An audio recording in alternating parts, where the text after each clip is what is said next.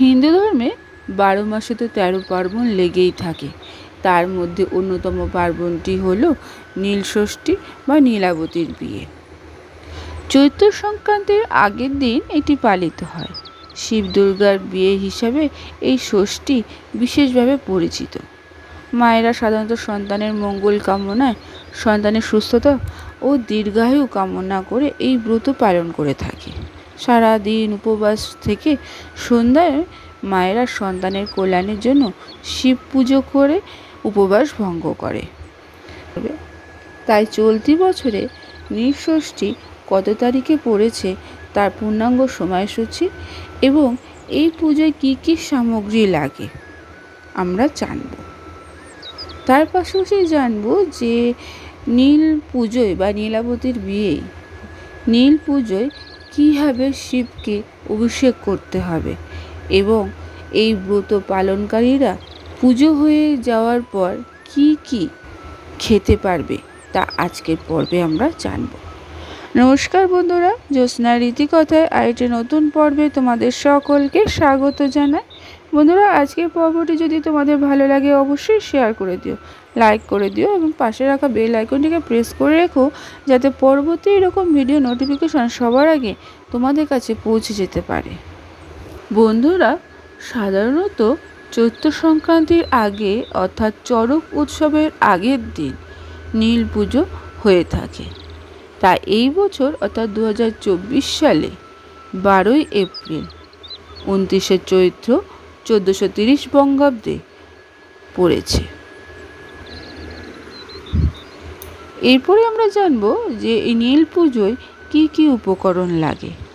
এই পুজোয় কাঁচা দুধ, দই, ঘি, মধু, চিনি লাগে।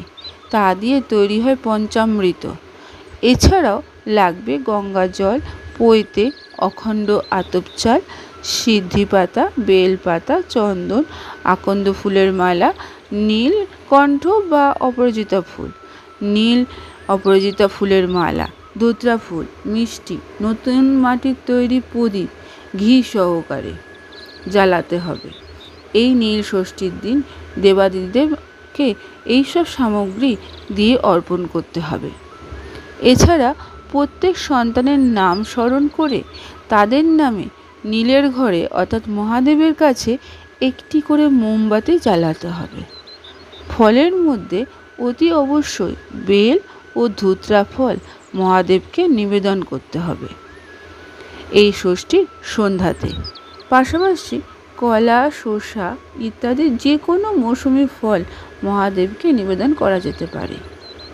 এই পুজো সাধারণত নারী পুরুষ সকলেই করতে পারেন। পুরাণ অনুযায়ী শিবলিঙ্গের ডান দিকে চরণে থাকে গণেশ এবং বাম দিকে কার্তিক, আর শিবলিঙ্গ ভগবতী পার্বতীর হাতে অবস্থান করে। এর মধ্যে শিব ও পার্বতীর কন্যা দেবী অশোক সুন্দরীর অবস্থান।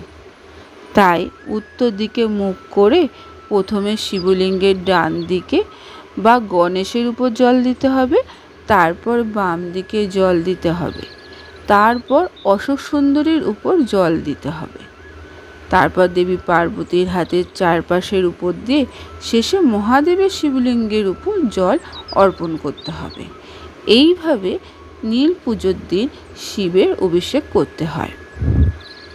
যারা এই ব্রত পালন করবে তাদের ব্রত পালনের আগের দিন নিরামিষ খেতে হবে এবং ব্রত পালনের দিন মহাদেবের পুজো দেওয়ার আগে মুহূর্ত সম্পূর্ণ উপবাস থাকতে হবে।